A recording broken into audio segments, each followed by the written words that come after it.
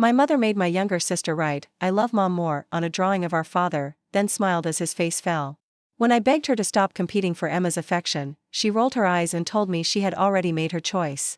"I'm just making sure she doesn't forget," she added. I kept quiet. That was 5 months ago. This morning, she was dragging her fingernails down the backyard fence, screaming Emma's name while blood dripped from her hands. When my 7-year-old sister told her she loved Dad more, Mom was cooking dinner when Emma ran up to her and tugged on her skirt. "Mommy, come. Daddy's wearing my Elsa costume. He looks so funny." Mom chuckled, but said she was too busy to look. Emma, grinning, said, "Ooh, I'm Mommy. I cook. I'm too boring to have fun." She giggled. "That's why I love Daddy more." She ran off to play. Mom laughed it off, but I could tell by the look in her eyes that it hurt. The next day, Mom joined in building a fort after dinner. She crawled through the blanket tunnels with Emma and did silly voices for the stuffed animals. When Emma asked for ice cream after dinner, Mom agreed right away. Dad raised an eyebrow, but Mom just winked at him, then made Emma laugh by getting ice cream on Dad's nose and licking it off. A few days later, I watched Mom and Emma rolling down the hill in our backyard. Mom's expensive birthday dress was ruined with grass stains and mud. Dad was horrified, but Mom shrugged it off. Memories are worth more than dresses. We all thought it was adorable, but soon, Mom's actions began to cross a line. Dad came home from work with a new puzzle for him and Emma to do, and when Mom saw it, she immediately announced that she and Emma were going out for ice cream. "Just us girls tonight." Dad's face dropped, but he didn't argue. This pattern continued. Every night, Mom planned some special activity with Emma that excluded Dad completely. I remember one Saturday during family drawing time when Mom kept whispering to Emma. I watched her encourage Emma to draw Dad with a frown and write, "I love Mommy more," at the top. Dad saw the picture, and his shoulders slumped. Mom just beamed, clearly satisfied. A few days later, Mom got out finger paint and started painting directly on the living room walls with Emma. When Dad tried to stop them, Mom grabbed Emma's hand and they ran outside, giggling. Dad and I spent hours scrubbing the walls clean. 2 days later, I was looking for Christmas decorations in the attic when I caught Mom lifting Emma through the opening to the roof. The roof had no safety rails and was very steep. I screamed at her to stop, but she just rolled her eyes. "We're just having fun. You're as boring as your father." The car incident happened on a Tuesday. Dad and I left Emma and Mom in the car while we ran into the store for snacks. But when we came out, our jaws dropped. Emma was behind the wheel of Mom's SUV. Mom sat in the passenger seat, urging, "Press harder on the pedal, sweetie." Emma pressed too hard and crashed right into a parked vehicle. The owner came rushing out, and Dad immediately took the blame, handing over his insurance information and $500 in cash. Meanwhile, Mom was telling Emma, "You did great." That night, I went to check on Emma. She was curled up in her princess bed. When I sat down, she whispered, "Mommy's starting to scare me." Dad and I staged an intervention the next morning. We explained to Mom that she was frightening Emma with her reckless behavior. Mom's face turned red. "You're ganging up on the fun parent. Emma loves me more now," she said. We tried to reason with her, but she stormed out. The next day, Dad discovered Mom had drained their entire savings account, $4,000 gone. He found the receipt. She'd bought a huge commercial-grade bouncy castle for the backyard. "Emma will love this," she said when confronted. A few days later, I came home from school to find Emma holding Dad's axe in the backyard, blood running down her leg from a gash. Mom stood nearby, clapping. "Come on, sweetie. This is fun. Don't mind the cut. Tough girls don't cry." Emma looked like she was about to cry, but I grabbed the axe, and Dad carried Emma inside to bandage her leg. Mom followed us, yelling about how we were ruining everything. That night, we sat Mom down and told her, bluntly, that if she didn't stop, Dad and I would leave. She scoffed, but when she realized we were serious, she agreed to back off. That lasted for 2 days. Then we got a call from her, sobbing uncontrollably. I messed up real bad. Come to the hospital now." We rushed to the hospital and found Mom in the ER waiting room, soaked and shaking. Through hysterical sobs, she told us what had happened. She'd taken Emma to the old quarry to swim, encouraging her to jump from higher and higher rocks. Emma had twisted her ankle jumping from 20 feet, but Mom pushed her to jump from a 30-foot rock. It was slippery, and when Emma jumped, she miscalculated and hit the shallow water wrong. The impact was so hard, they said she might never walk again. We waited in the ER for 12 hours. When the doctor finally came out, he delivered the news. Emma's spinal cord had almost been completely severed at L2. She might never walk again. It was the first time I'd seen Dad cry. They allowed us to briefly see Emma after another hour. She was sedated but awake. When she saw us, her eyes immediately went to Mom. "You scare me, Mommy. Get away from me." The hospital security guard approached and asked Mom to step outside. She started protesting, but Dad grabbed her arm firmly and led her to the hallway. I stayed with Emma, holding her small hand as machines beeped around us. Her eyes kept darting to the door, making sure Mom wasn't coming back. I could see Dad's face harden as he blocked Mom's way every time she tried to get closer, gesturing wildly to explain herself. The doctor returned 20 minutes later. He showed us x-rays on a tablet, pointing out the damaged vertebrae. The words, partial paralysis, and extensive rehabilitation, floated by me. All I could focus on was Emma's tiny form in that huge hospital bed. Dad returned alone 20 minutes later. His eyes were red, but his expression was determined. He kissed Emma's forehead and whispered something I couldn't hear. Then he motioned for me to step into the hallway. Outside of Emma's room, Dad made several phone calls. First to his mother, my grandmother, asking her to come immediately, then to his brother, a contractor who lived 2 hours away. Each conversation was brief and urgent. Dad kept glancing back at Emma's room between calls. Mom appeared at the end of the hallway, trying to approach again. A nurse intercepted her, and I heard raised voices. Dad didn't even look up from his phone as he scrolled through something, his face getting darker with each swipe. Grandma arrived later that evening, her overnight bag in hand. She hugged us both tightly and immediately went to Emma's bedside. Emma's face relaxed slightly when she saw her. Grandma had always been Emma's safe person, the one who read her bedtime stories and made her favorite cookies. Dad pulled me aside while Grandma sat with Emma. He showed me his phone. Mom had already posted on social media about the tragic accident with crying emojis and requests for prayers. The comments were full of sympathy and support. No one knew the truth about what had really happened. The next morning, Emma was more alert. Physical therapists came in to evaluate her. They gently moved her legs, testing for sensation. Emma winced, but couldn't feel anything below her knees.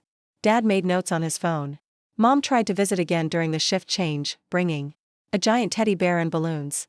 The nurses had been instructed not to let her in without Dad's permission. She left the gifts at the nurses' station, and I saw her crying in the elevator as the doors closed. Dad's brother, Vlad, arrived that afternoon. The two men huddled in a corner of the waiting room, speaking in low voices. Vlad kept shaking his head and running his hands through his hair. I caught snippets of their conversation about emergency custody and documentation. 2 days later, Emma underwent her first surgery to stabilize her spine. We waited in the surgical waiting room, while Dad paced back and forth and Grandma knitted to keep her hands busy. Mom showed up halfway through but was escorted to a separate waiting area after Dad spoke to the hospital security. The surgery went well, but the surgeon's update was sobering. Emma would need months of physical therapy. She might regain some function, but walking normally was unlikely. Dad's fist clenched so tight his knuckles turned white. That night, while Emma slept, Dad made more phone calls, this time to the bank, his insurance company, and his employer about family medical leave. He was preparing for something, though I didn't fully understand what. Mom sent me dozens of text messages, with photos of Emma as a baby, videos of them playing together, and long paragraphs about how sorry she was. I didn't respond. Every time my phone buzzed, I remembered Emma's terrified face when she asked Mom to leave. The social worker visited on the 4th day. She interviewed each of us separately, asking careful questions about Emma's home life and the events leading to her injury. The pattern emerging here was clear. Mom's need for validation completely overpowered her parental judgment. She framed every interaction as a competition with Dad, rather than focusing on Emma's actual needs or safety. Dad had prepared a folder with printed screenshots of Mom's social media posts, bank statements showing the drained savings, and photos of Emma's axe wound. Emma started physical therapy while still in the hospital. The therapist helped her do simple exercises, trying to maintain muscle tone in her paralyzed legs. Emma tried so hard, her face scrunched in concentration, but her legs wouldn't respond to her commands. Mom managed to sneak in during a shift change. I found her standing over Emma's bed, stroking her hair and whispering apologies. Emma's monitor started beeping faster, her heart rate spiking. She kept her eyes squeezed shut, pretending to sleep. I pressed the call button and told the nurse Mom wasn't supposed to be there. Her mom turned on me, her face twisted with anger. She accused me of poisoning Emma against her, of taking Dad's side, of ruining their special bond. Security arrived before she could say more. Dad moved quickly after that. He met with a family lawyer recommended by Vlad, gathering all the documentation we'd collected, photos of the finger paint on the walls, the receipt for the bouncy castle, medical records from Emma's axe wound, witness statements from neighbors who'd seen Mom putting Emma on the roof. The house felt empty without Emma's laughter. Dad and I took turns staying at the hospital, making sure someone was always with her. We brought her favorite books, her stuffed animals, anything to make the sterile room feel more like home. Mom's behavior escalated. She showed up at my school, trying to convince me to talk to Dad on her behalf. She called Dad's work repeatedly until his boss had to get involved. She even contacted Emma's teacher, spinning stories about Dad. Keeping her from her daughter. One evening, while Dad was meeting with the lawyer, I sat with Emma as she ate dinner. She could only manage a few bites of the hospital food. She asked me in a small voice if she would ever walk again. I didn't know how to answer. Grandma moved in temporarily to help. She cooked meals, did laundry, and made sure I got to school on time. She also stood guard at the hospital, turning Mom away when she tried to visit during Dad's shifts at work. The medical bills started arriving. Even with insurance, the costs were staggering. Dad spent hours on the phone with billing departments, insurance companies, and the hospital financial aid office. The stress showed in the new lines on his face. Emma had good days and bad days. Sometimes she worked hard in physical therapy, determined to regain feeling in her legs. Other times, she just cried, asking why Mommy had made her jump from the rock. The therapist said the emotional trauma might take longer to heal than the physical injuries. Mom hired her own lawyer. Papers arrived at the house demanding visitation rights. Dad crumpled them up and threw them in the trash, then retrieved them and smoothed them out, knowing he'd need them for documentation. Vlad helped Dad install security cameras around the house. They put new locks on all the doors and windows. Dad didn't say it out loud, but we all knew he was worried about what Mom might do next. Emma's 7th week in the hospital brought a small breakthrough. She felt a tingling sensation in her left foot during therapy. The therapist warned us not to get our hopes up too high, but Emma smiled for the first time since the accident. Mom's social media posts grew increasingly erratic. She shared old photos of her and Emma with captions about being kept from her baby. She tagged Dad's employer, my school, even the hospital. Dad documented everything, adding it to his growing file. The night before Emma's discharge, we had a family meeting in her room. Dad explained that she'd be coming home, but things would be different. We'd converted the dining room into a bedroom since she couldn't manage stairs. A wheelchair ramp was being installed. Physical therapists would come to the house 3 times a week. Emma listened quietly, then asked if Mommy would be there. Dad knelt beside her bed and promised he would keep her safe. She nodded, trusting him completely, though I saw fear flicker in her eyes. As we prepared to take Emma home, I thought about how much had changed in just 2 months. Our family was broken, maybe beyond repair, but Emma was alive, and that's what mattered. The real battle was just beginning. The wheelchair ramp installation crew arrived at dawn. I watched from the window as they measured and cut lumber, the sound of power tools drowning out the morning birds. Dad supervised every detail, checking angles and testing the surface. Emma sat in her temporary wheelchair on the porch, her hands gripping the armrests. Mom's car pulled up across the street. She sat there for 20 minutes just watching. Dad noticed but kept working with the crew. When Mom finally got out and approached, Dad intercepted her at the sidewalk. Their conversation lasted less than a minute before Mom stormed back to her car and sped off. Emma's first night home proved challenging. The hospital bed we'd rented barely fit in the converted dining room. She woke up crying 3 times, disoriented and calling for help. Each time, Dad or I rushed to her side. Grandma slept on the couch nearby, ready to assist. The next morning brought our first home physical therapy session. The therapist, a patient woman named Nicole, worked with Emma for an hour. She showed us exercises to help maintain muscle tone and prevent complications. Emma struggled through each movement, sweat beading on her forehead. Mom attempted another visit that afternoon.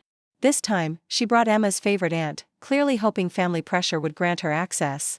Dad stood firm at the door. The aunt looked uncomfortable, caught between family members. After they left, Dad found a gift bag on the porch, containing expensive toys and a note begging for forgiveness. I returned to school reluctantly, worried about leaving Emma. My teachers had been informed about the situation, offering extensions on assignments. During lunch, I noticed Mom's car in the visitor parking lot. The principal later told me she'd tried to sign me out early, claiming a family emergency. Emma's progress remained slow. The tingling in her left foot came and went unpredictably. Some days, she could wiggle her toes slightly. Other days, there was no sensation at all. The physical therapist reminded us that spinal injuries were unpredictable. Recovery was nonlinear. Dad discovered Mom had been calling Emma's doctors, pretending to be his assistant to get medical updates. The hospital tightened their information protocols. After that, only Dad could receive updates, and only in person with proper identification. Vlad spent weekends helping Dad modify the house for Emma's needs. They installed grab bars in the bathroom, widened doorways, and created smooth transitions between rooms.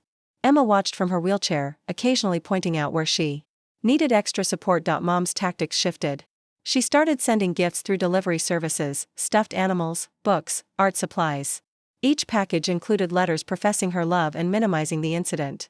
Dad photographed everything before storing it in the garage, building his documentation file. The medical bills kept mounting. Even with payment plans, the financial strain was obvious. Dad sold his motorcycle and took extra shifts when possible. Grandma contributed from her pension. We all made sacrifices, united in supporting Emma's recovery. Emma's emotional state fluctuated wildly. Some days she seemed almost like her old self, laughing at cartoons and playing with toys.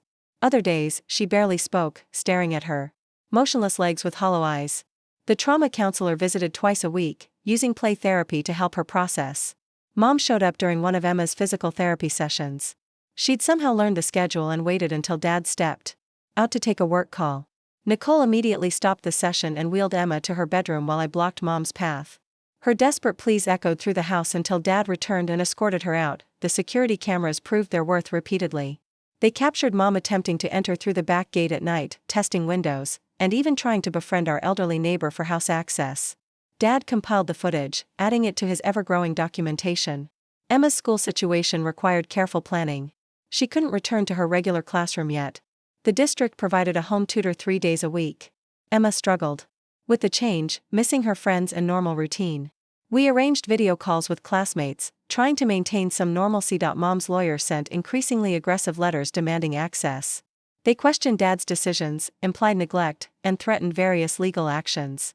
Dad's lawyer responded with documentation of Mom's dangerous behavior and Emma's explicit fear of her mother. One morning, I found Mom had left dozens of printed photos under our door, pictures from before the accident, showing happy moments between her and Emma. The manipulation was obvious, but it still hurt seeing those memories weaponized. Emma achieved a major milestone in week 10. She stood with support for 30 seconds. The physical therapist helped her rise from the wheelchair using parallel bars. Her legs shook violently, but they held her weight. We all cried, including Nicole. Mom's social media campaign intensified. She created a blog detailing her wrongful separation from Emma, painting herself as a victim of Dad's controlling behavior. Friends and distant relatives started calling, having only heard Mom's version. Dad refused to engage publicly, focusing on Emma's care. The financial pressure forced difficult decisions. Dad considered selling the house for something smaller and more accessible for Emma. Vlad offered to buy Dad's truck and loan it back to him, a gesture that brought Dad to tears. Mom's lawyer was busy playing games with the legal system while Emma was learning to walk again. Talk about priorities being as twisted as a pretzel in a blender. The security cameras caught her window shopping at midnight like some discount burglar, really showing her problem-solving skills. We were running out of resources.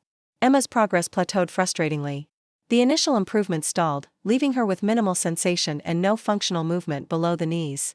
The doctors adjusted expectations, talking about permanent accommodations rather than full recovery. Mom attempted to ambush us at a medical appointment. She waited in the parking garage, approaching just as Dad was transferring Emma from the car to the wheelchair. Emma started hyperventilating, her whole body shaking. Security intervened while I comforted Emma, but the damage was done. She refused to leave the house for days after that. Grandma's health began declining from the stress. She developed high blood pressure and needed her own medical appointments. The role reversal was hard. She'd come to help us, but now needed care herself. Dad hired a part-time aide, another expense we couldn't afford. Emma's birthday approached, her first since the accident. She asked for a small celebration, just family. When she specifically said, "No, Mommy," it broke my heart. We planned a quiet party with her favorite cake and a few presents we'd scraped together. Mom discovered the birthday plan through social media. A cousin had innocently mentioned it. She showed up with an enormous gift and demanded entry. Dad physically blocked the door while she screamed accusations. Emma heard everything from her room, sobbing into her pillow. The incident prompted Dad to seek a restraining order. The lawyer said, "We had enough documentation, but the process would take time." Meanwhile, Mom's harassment continued through every available channel. Emma started having nightmares about water. She'd wake up gasping, feeling like she was drowning. The trauma counselor increased sessions, but progress was slow. Emma refused to take baths, only allowing quick showers while gripping safety bars. Mom recruited flying monkeys, friends and relatives who believed her version of events. They called constantly, sent messages, and even showed up at our door. Each interaction drained our energy, time we needed for Emma's care. Vlad discovered Mom had been spreading rumors at Dad's workplace, claiming he was abusive and controlling. Dad's boss, fortunately, knew the truth and supported him. But the whispers and stares from coworkers added another layer of stress. Emma's small improvements became our lifeline. She learned to transfer herself from bed to wheelchair with minimal help. She could shower sitting down with grab bars. Each tiny victory felt monumental. Mom's attempts grew more creative and disturbing. She hired a private investigator to photograph our daily routines. She sent Emma's former babysitter to check on things. She even contacted my school counselor with concerns about my home life. The breaking point came during Emma's pool therapy session. It was her first time near water since the accident, a carefully controlled therapeutic environment. Emma was making progress, floating with support when Mom appeared at the pool's glass viewing window. Emma saw her and panicked, inhaling water and choking. The therapist pulled her out immediately, but Emma was hysterical, fighting anyone who tried to touch her. The session ended with Emma vomiting from fear and refusing to continue therapy. Dad finally snapped. He confronted Mom in the parking lot while I stayed with Emma. I couldn't hear the words, but I saw Dad's controlled fury, Mom's dramatic gestures, and eventually, her speeding away. Dad returned shaking with rage. That night, we held an emergency family meeting. Dad, Grandma, Vlad, and I discussed options while Emma slept. The situation was unsustainable. Mom's escalating behavior was undoing Emma's progress. We needed a permanent solution. Vlad suggested moving out of state, starting fresh where Mom couldn't follow. Grandma worried about Emma's medical team and established care. Dad researched legal options in other jurisdictions. I just wanted Emma to feel safe again. Emma must have overheard because she wheeled herself out, tears streaming. She begged us not to make her leave her doctors, her room, the only stability she had left. We promised to find another way. Dad spent the next days on the phone with lawyers, social workers, and advocacy groups. The restraining order paperwork moved forward slowly. Mom's lawyer fought every step, demanding psychological evaluations and supervised visitation. Mom's behavior suggested she was unraveling. Her social media posts became increasingly incoherent. She posted old videos of Emma walking, running, jumping, all the things she'd stolen from her. The cruelty was breathtaking. One afternoon, while Dad was at a legal meeting and Grandma napped, I heard a noise in the backyard. Through the window, I saw Mom trying to dismantle a section of our new fence. She was crying, pulling at boards with her bare hands. I called Dad immediately and kept Emma distracted in her room. By the time Dad arrived with Vlad, Mom had bloodied her hands on the fence. They found her collapsed in the yard, sobbing about needing to see her baby. The police came this time. Mom was taken for psychiatric evaluation. Dad struggled with conflicting emotions. Anger at what she'd done to Emma, but sadness at her obvious mental deterioration. We all felt the weight of how wrong everything had gone. Emma sensed the shift in the house that evening. She asked if Mommy was sick, if that's why she did bad things. We tried to explain mental health in terms a 7-year-old could understand while validating her fear and anger. The psychiatric hold lasted 72 hours. During that time, we experienced something we'd almost forgotten: peace. Emma relaxed slightly, participated more in therapy, even smiled during a video call with school friends. When Mom was released, she had been prescribed medication and mandatory therapy. Her lawyer contacted Dad about a proposed agreement. Mom would stay away if Dad dropped the restraining order pursuit. Dad refused, knowing we needed legal protection. Emma's recovery took a positive turn during Mom's absence. She regained more sensation in her left foot and could move her toes deliberately. The physical therapist was cautiously optimistic about potential partial mobility with intensive therapy.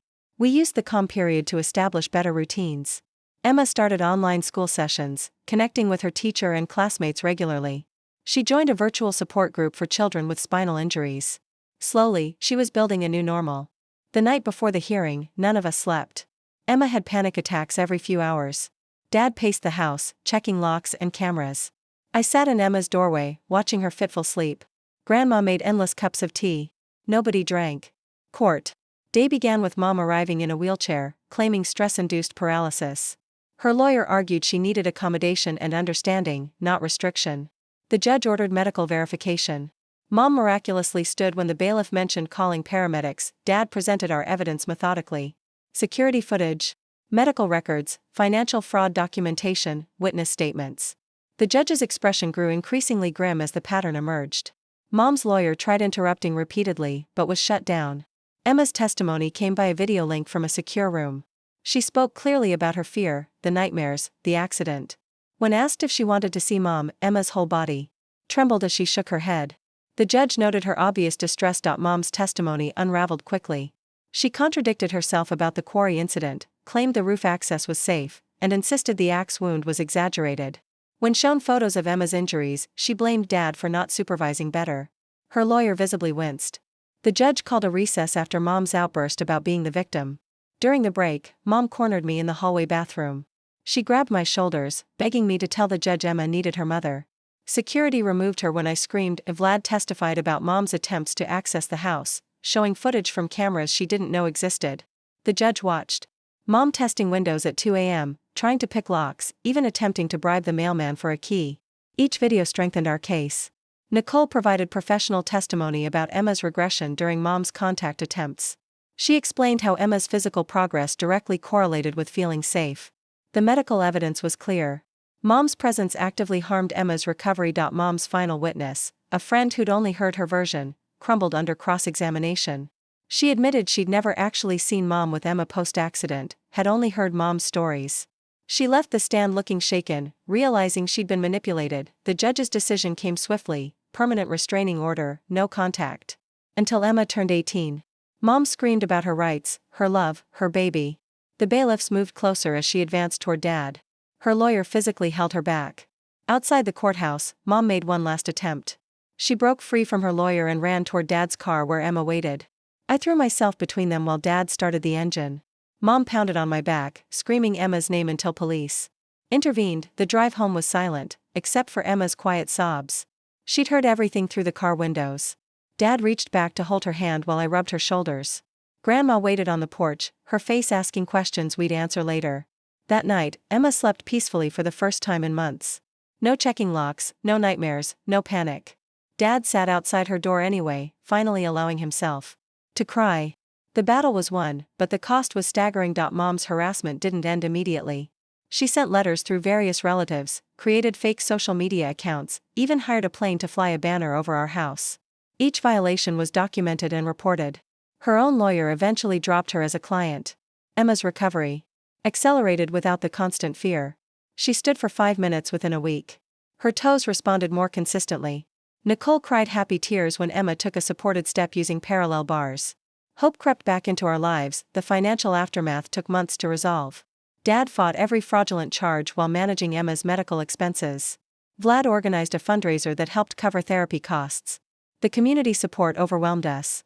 People who'd watched Mom's descent wanted to help. Emma's emotional healing progressed slowly. She still startled at unexpected noises and insisted on seeing who was at the door before opening it.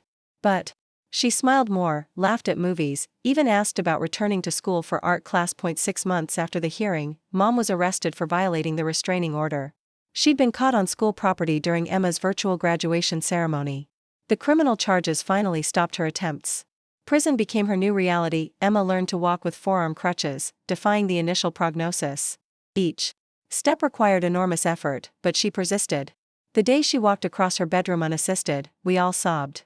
She'd never run or jump again, but she could walk. Dad slowly rebuilt our financial stability. He took a promotion, requiring more hours, but allowing remote work. The balance wasn't perfect, but Emma never lacked care or support. We learned to function as a smaller, stronger family unit. Emma's 9th birthday arrived peacefully. She requested a pool party, facing her water fear directly. With her crutches set aside, she floated with friends, laughing. The joy on her face erased months of pain. She was healing. Truly healing. Mom's letters from prison went unanswered. Emma made that choice independently, asking Dad to return them unopened.